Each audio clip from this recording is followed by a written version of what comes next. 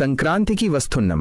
Venkatesh minus Anil Ravipudi combination hat trick విజయాన్ని నమోదు చేసింది.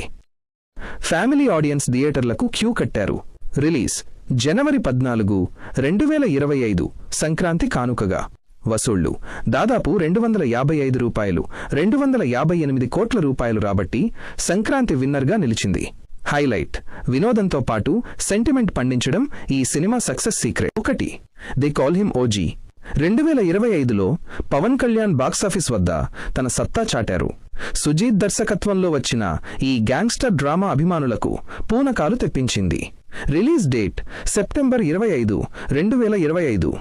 వసూళ్లు ప్రపంచవ్యాప్తంగా ఇండియన్ రూపీ 300 కోట్లకు పైగా గ్రాస్ సాధించి 2025లో హయ్యెస్ట్ గ్రాసింగ్ తెలుగు సినిమాగా నిలిచింది.